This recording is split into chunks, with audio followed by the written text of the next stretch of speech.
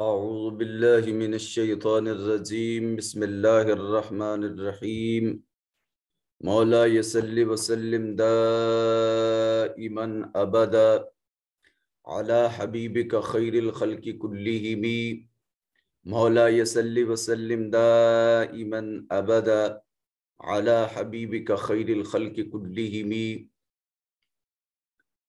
اللهم صل على سيدنا ومولانا محمد النبي الأمي وعلى آله وصحبه وبارك وسلم۔ اللہ رب العزت کے فضل و کرم اور آقا کریم علیہ التحیت و تسلیم کی نالین پاک کے تصدق سے آن لائن عرفان القرآن کورس کی آج کی نشست میں آپ اور میں جمع ہیں پروردگار عالم تاجدار کائنات صلی اللہ علیہ وآلہ وسلم کی آل اطہار کا صدقہ قرآن مجید صحیح طور پر سمجھنے، عمل کرنے اور دوسروں تک پہنچانے کی توفیق مرحمت فرمائے۔ آج کی کلاس میں ہم حصۃ التجوید کا جو آج کا ہمارا سبق ہے اس میں ابتدا میں ہم مخارج سے حروف کا تفصیل سے جائزہ لے چکے ہیں اور اب اس کو آپ یہ ایک بار ہم انہی تمام مخارج کا تصاویر کے ساتھ جائزہ لیں گے اور اس کے بعد انشاءاللہ ہم تجوید کا نیکسٹ چیپٹر سٹارٹ کریں گے۔ مخارج و حروف میں ہم نے 14 مخارج پڑھے تھے جن میں سے 7 آج آپ بات تصویر اپنی سکرین پر ملاحظہ کر رہے ہوں گے۔ ان میں سے پہلا مخرج تھا حروف مدہ کا، واو مدہ، یائے مدہ اور الف مدہ۔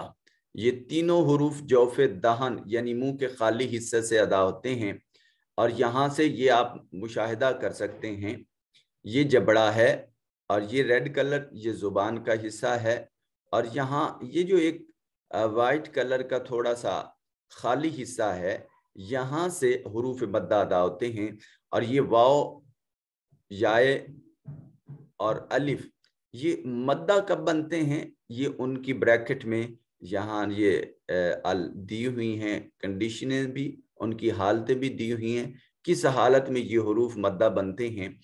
جب واو ساکن ہو اور اس کا ماقبل مضموم ہو، ضمے والا ہو تو اس وقت یہ مدہ ہے، اور حروف مدہ کو پڑھنے کا نظام یہ ہے کہ اس کو ایک الف کے برابر لمبا کر کے ادا کرتے ہیں۔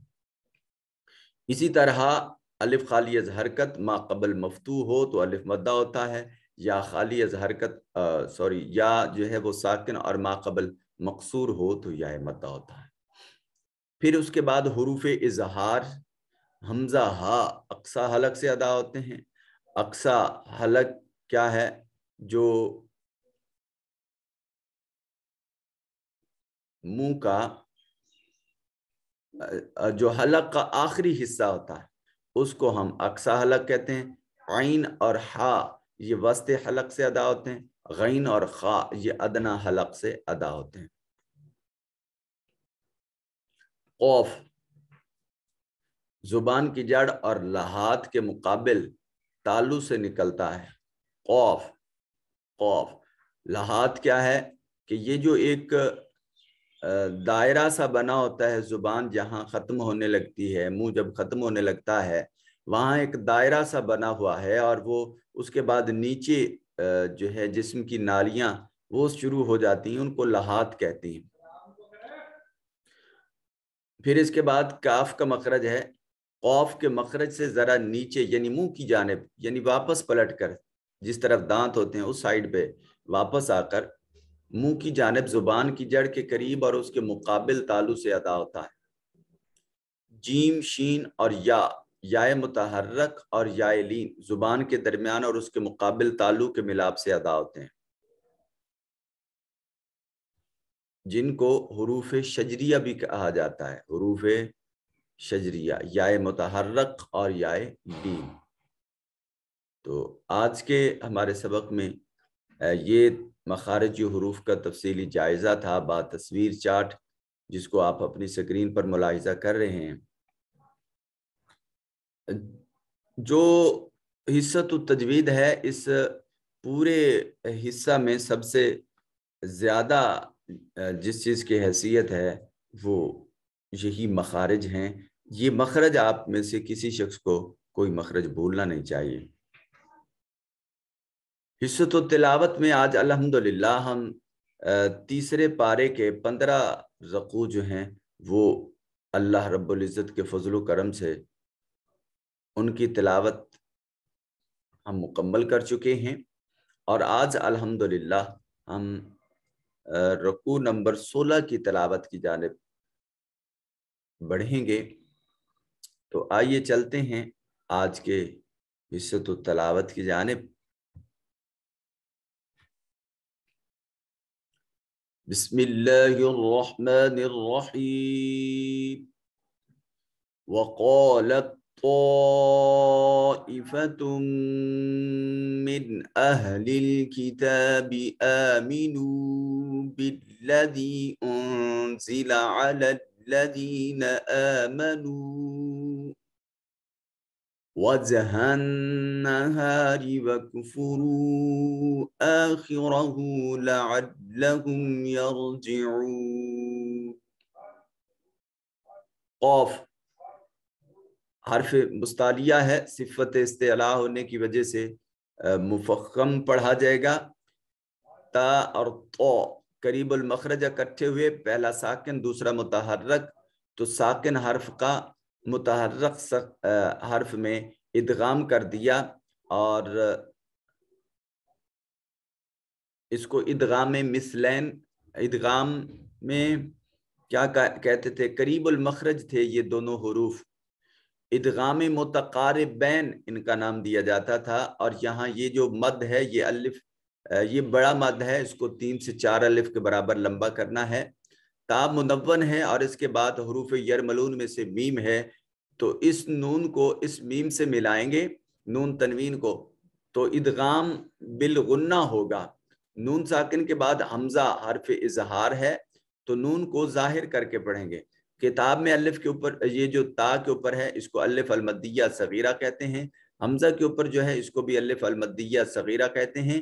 واو ساکن ما قبل مضمون واو مدہ ہے. یا ساکن ما قبل مقصور یا مدہ ہے. انزلہ میں نون ساکن کے بعد زا حرف اخفا ہے، تو یہاں نون کو اپنے مخرج میں چھپا کر پڑھیں گے. وجہن نہار، جیم ساکن ہے. قطب جدن، قوف تو با جیم دال، تو یہاں یہ جیم ساکن ہے، اس وجہ سے قلقلہ واجب ہوگا. نہار نون مشدد ہے، غنہ واجب ہوگا. وک کاف کو بریک کر کے پڑھیں گے. وک فرو، را کے اوپر ضمہ ہے، را مضموم ہے، تو را کو مفخم پڑھا جائے گا. حمزہ کے اوپر جو ہے الف المدیہ صغیرہ. خا جو ہے یہ صفت استعلاء ہونے کی وجہ سے مفخم ادا ہوگا. را متحرک مفتوح ہونے کی وجہ سے اس کو مفخم پڑھیں گے. ہا کے اوپر واو المدیہ الصغیرہ ہے، اور یہاں لعلہم یرجعون میں میم ساکن کے بعد یا ہے، نہ با ہے نہ میم ہے، میم کو ظاہر کر کے پڑھیں گے. اس کو اظہار شفوی کا نام دیا جائے گا. یرجعون، را کو مفخم پڑھیں گے. را ساکن ما قبل مفتوح ہے، را مفخم ادا کیا جائے گا. واو ساکن ما قبل مضموم ہے، واو مدہ ہوگی. آگے آپ قوانین ان پہ خود اپلائی کریں گے، میں صرف تلاوت کا اعزاز حاصل کر لیتا ہوں. وَلَا تُؤْمِنُوا إِلَّا لِمَن تَبِعَ دِينَكُمْ قُلْ إِنَّ الْهُدَى هُدَى اللَّهِ أَن يُؤْتَى أَحَدٌ مِثْلَ مَا أُوتِيتُمْ أَوْ يُحَاجُّوكُمْ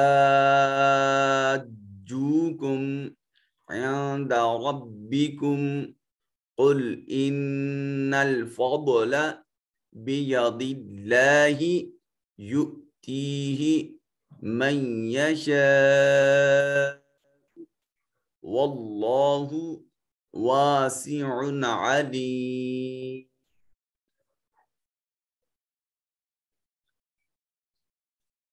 علیم میں میم کے اوپر تنوین ہے، اور یہاں اس آیت جہاں اختتام پذیر ہو رہی، اس کے اوپر یہ لام الف لا ہے۔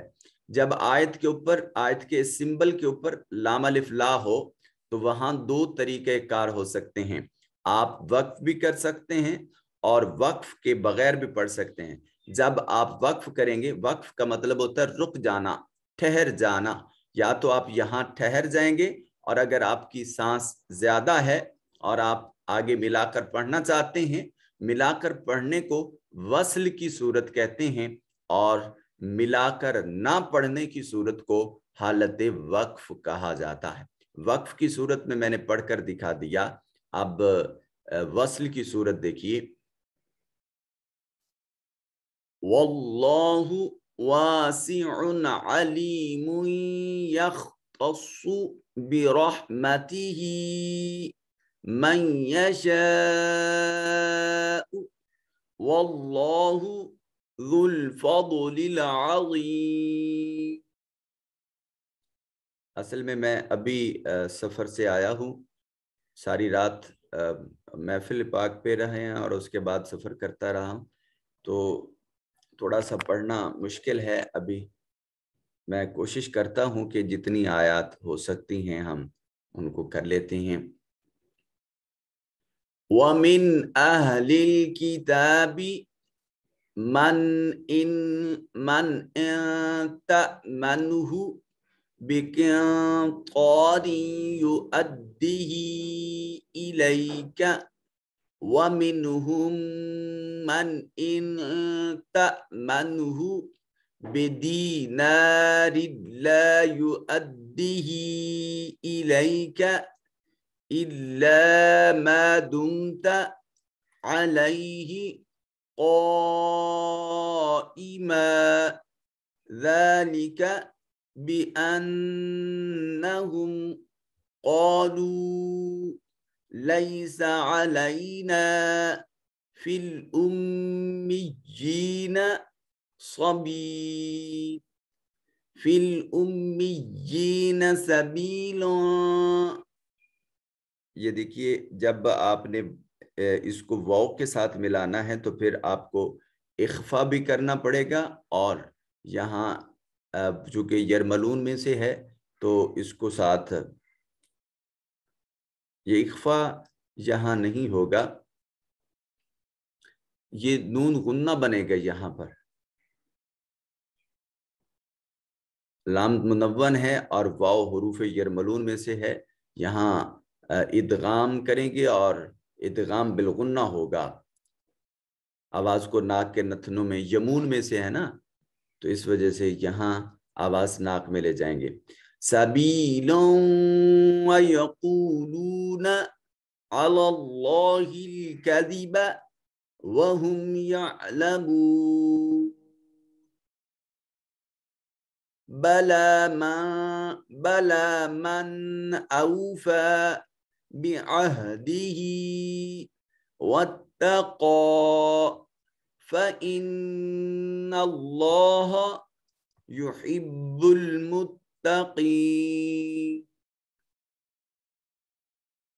آئیے چلتے ہیں آج کے حصۃ و ترجمہ کی طرف اور تفسیر کی طرف۔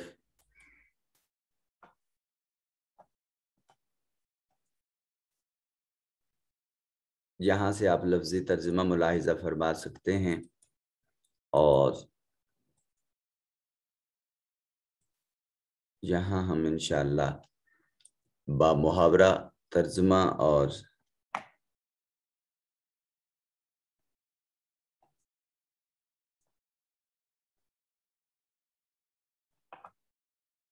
جی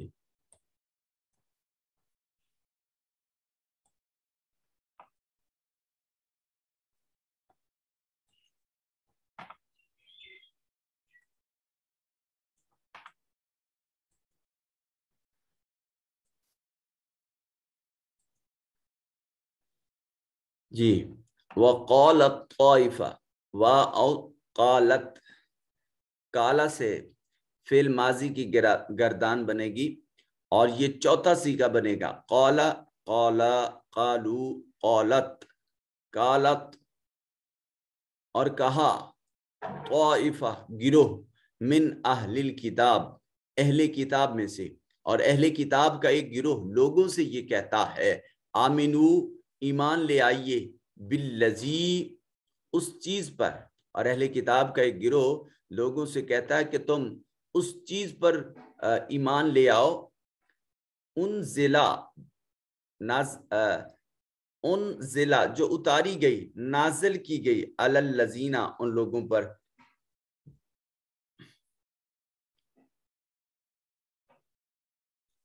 آمنو جو اہل ایمان ہیں، جو ایمان لائے، وجہ النہار، وجہ کا مطلب ہوتا ہے چہرہ، والنہار دن کے وقت، دن کے چہرے کے وقت مطلب دن چڑھے، یعنی صبح کے وقت تم قرآن مجید فرقان حمید جو اہل ایمان اور مسلمانوں پر نازل ہوئی ہے ان پر دن چڑھے تم ایمان لے آیا کرو، وَقْفُرُوا آخِرَهُ، اور جب دن کا آخری حصہ آ جائے تو پھر تم انکار کر دیا کرو، شام کو انکار کر دیا کرو، لعلہم یرجعون، اور تاکہ تمہیں دیکھ کر وہ دل برداشتہ ہو جائیں، وہ برگشتہ ہو جائیں، وہ ڈسہارٹ ہو جائیں۔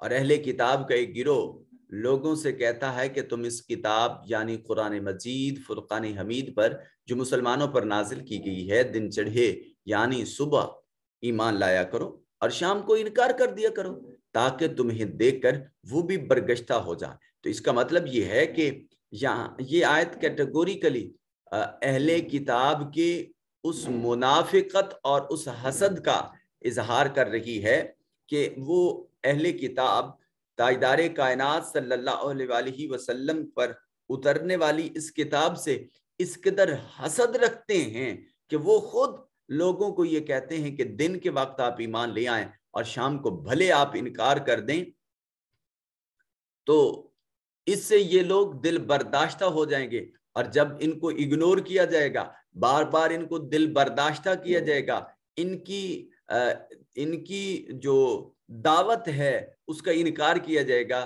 تو یہ لوگ شاید اپنی اس دعوت کو ترک کر دیں گے۔ تو اس کا مطلب یہ ہے کہ داعی کو استقامت کے ساتھ اپنے مشن کی جانب بڑھتے رہنا چاہیے۔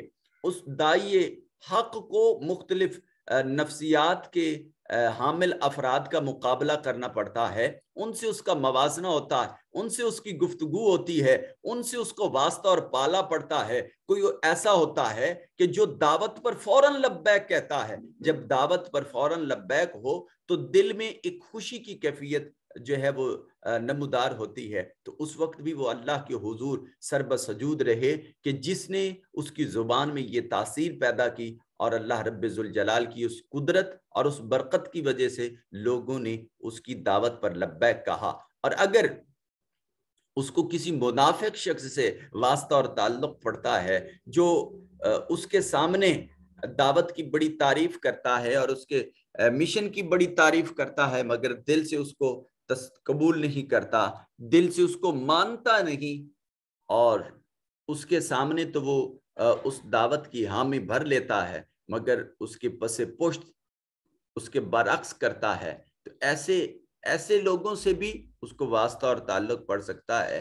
مگر ایسی صورتحال میں ایک حکمت عملی کا مظاہرہ دعوت دینے والے شخص کو ضرور کرنا چاہیے۔ اور تیسرا گروہ وہ ہوگا کہ جو سرے سے اسی وقت سامنے ہی انکار کر دے گا۔ تو ان تمام صورتحال میں داعی حق کو یہی مد نظر رکھنا چاہیے کہ اس کا کام وما علینا الا البلاغ، صرف لوگوں تک پہنچا دینا ہے، ہدایت دینا ہمارا کام نہیں ہے۔ وہ آگے ان ڈیٹیل اس پر بات چیت آ جاتی ہے۔ ولا تؤمنو، اور نہ ایمان لاؤ تم، فعل نہیں ہے جمع مذکر حاضر، لا تؤمن، یہ دیکھیں حاضر کی یہ 2 انگلیاں تھی نا، یہ 3 مذکر کی اور یہ 3 مؤنث کی، یہ 3 مذکر حاضر کی تھی، لا تؤمن، لا تؤمنا، لا تؤمنو، تم سب ایمان نہ لاؤ، بات نہ مانو، الا مگر، لمن اس شخص کی، تابع دینکم، تم جو ہے किसी शख्स की बात को ना मानो सिवाय उस शख्स के जो शख्स तुम्हारे ही दीन का पैरोकार है, जो तुम्हारे जैसा दीन रखता है, तुम सिर्फ उसी की बात मानो। कुल, महबूब फरमा दीजिए, इन्नल हुदा, बेशक हिदायत, हुदल्लाही, अल्लाह ही की हिदायत है। फरमा दें कि बेशक हिदायत तो फकत हिदायत ही इलाही है। अन युक्ता, वो मजीद अपने जो उनके पैरोकार हैं, जो उनके मसलक के अहबाब हैं, वो अपने लोगों से मजीद कहते हैं कि अन युक्ता, जो दिया गया है, आहद की कोई एक, मिथला मा ऊती तुम, वो कहते हैं कि ये जो दावत अब तुम्हें दी गई है ना, जिस कुरान की तरफ, जिस दीन की तरफ तुम्हें अब दावत दी गई है, माऊती तुम जो चीज दिए गए हो, अयुता, वो आहद, वो किसी और को भी दी जा सकती है। यानी वो अहले किताब जो हैं, वो अपने जो फॉलोअर्स हैं, जो उनके अपने रिलेट लोग हैं, वो उनसे कह रहे हैं कि जैसे ये मुसलमान अब आपको दावत दे रहे हैं, इसी तरह आपके दीन के बहुत सारे लोगों को ये दावत देंगे। औ युहाज्जुकुम इंद रब्बिकुम,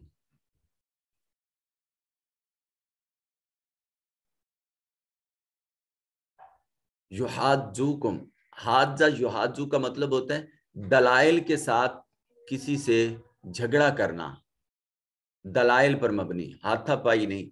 युहाज्जुकुम, दलाइल पर मबनी किसी से गुफ्तगू करना, हुज्जत लाना, इंद रब्बिकुम, तुम्हारे रब के पास।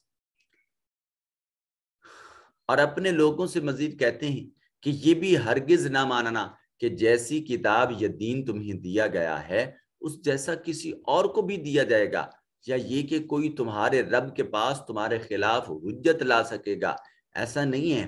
कुल, महबूब फरमा दीजिए, इन्नल फदला बियदिल्लाह, बेशक फजल तो अल्लाह रब्बे जुल जलाल के दस्ते कुदरत में है, युतीहि मन यशा, वो जिसे चाहता है अता फरमा देता है, वल्लाहु वासिउन अलीम, और अल्लाह रब्बुल जलाल बड़ी वुसअत वाला, बड़े इल्म वाला है। और किसी की बात ना मानो सिवाय उस शख्स के जो तुम्हारे ही दीन का पैरू हो,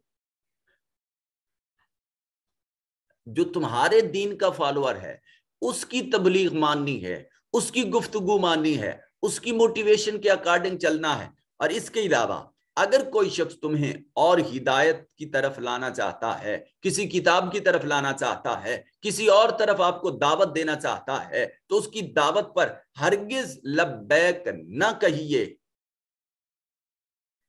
ये अहले किताब का रवैया, उनकी नफ्सियात को डिस्कस किया जा रहा है। और जिस तरह गोया उनकी जुबान में कि जिस तरह ये लोग दावत देकर तुम्हें वरगलाने की कोशिश कर रहे हैं, ये तो किसी को भी कर सकते हैं। हाँ, एक चीज की हम आपको गारंटी देते हैं, ये अहले किताब अपने फॉलोअर से कह रहे हैं कि एक चीज की हम आपको गारंटी देते हैं कि तुम्हारे रब के पास से तुम्हारे खिलाफ कोई दलील इन लोगों के पास नहीं होगी जो तुम्हें कुरान और ताजदार कायनात सल्लल्लाहु अलैहि वसल्लम की तरफ बुला रहे हैं। अल्लाह अकबर। अब आप सोच रहे होंगे कि इस आयत में तो उन लोगों की आपस की गुफ्तगू है, फिर इसको कुरान पाक की जुज क्यों बना दिया गया है? तो याद रखिए, ताजदार कायनात सल्लल्लाहु अलैहि वसल्लम के विसाले बा कमाल के बाद उम्मत के हर फर्द पर यह लाजिम और ज़रूरी है कि वो दीन इस्लाम की तरवीज, इकामत और इशात के लिए अपने तई भरपूर किरदार अदा करे। वो अमर बिल मारूफ और नहीं अनिल मुनकर, ये सिर्फ مولوی لوگوں کا کام نہیں، یہ صرف سکالرز کی ڈیوٹی نہیں، یہ دنیا کے اور ہر کلمہ گو مسلمان شخص کی ذمہ داری ہے۔ قرآن مجید میں ہے وَكُنْتُمْ خَيْرَ أُمَّةٍ أُخْرِجَتْ لِلنَّاسِ تَأْمُرُونَ بِالْمَعْرُوفِ وَتَنْهَوْنَ عَنِ الْمُنْكَرِ، تم لوگوں میں سے نکالی ہوئی سب سے بہترین امت ہو۔ اخرجت للناس، تم اللہ کی پسندیدہ ہو، اللہ کا انتخاب ہو یہ امت محمدی صلی اللہ علیہ وسلم۔ تاجدار کائنات صلی اللہ علیہ وسلم کی ذات اقدس سے آپ کی نسبت، آپ کے تعلق کی وجہ سے، جس طرح سبھی انبیاء کرام علیہ السلام میں سے اللہ رب ذوالجلال کی نظر انتخاب ذات محمد مصطفیٰ صلی اللہ علیہ وسلم پر ہے، اسی طرح حضور سے جڑ جانے کی وجہ سے، حضور سے نسبت اختیار کرنے کی وجہ سے یہ امت بھی اللہ کو باقی سبھی پیغمبران خدا کی امتوں سے زیادہ محبوب ہے۔ خیر امت، یہ قرآن کے الفاظ ہیں۔ اخرجت للناس، یہ دوسری فضیلت ہے کہ منفرد بنا دیا ہے، پروردگار عالم کی قدرت کا، نگاہ قدرت کا انتخاب ہے یہ امت۔ نشانی یہ ہے تأمرون بالمعروف وتنہون عن المنکر، یہ نیکی کا حکم دیتے ہیں اور برائی سے منع کرتے ہیں۔ تاجدار کائنات صلی اللہ علیہ وسلم نے جب خطبہ حجت الوداع ارشاد فرمایا تھا تو آپ نے ارشاد فرمایا الا هل بلغت، کیا میں نے تم تک اپنا پیغام پہنچا دیا ہے؟ 1.25 لاکھ صحابہ کرام کم و بیش نے عرض کیا قالوا بلا یا رسول اللہ صلی اللہ علیہ وآلہ وسلم، اے اللہ کے مقدس رسول آپ نے پہنچا دیا ہے۔ حضور نے 3 بار اس کا اقرار لینے کے بعد ایک جملہ ارشاد فرمایا کہ بلغوا انی ولو آیہ، اب جب میرا پیغام تم تک پہنچ چکا تو کچھ وہ ہوں گے جو یہاں موجود ہیں اور کچھ وہ ہیں جو آج یہاں موجود نہیں ہیں، قیامت تک ان کے آنے کا سلسلہ جاری و ساری رہے گا۔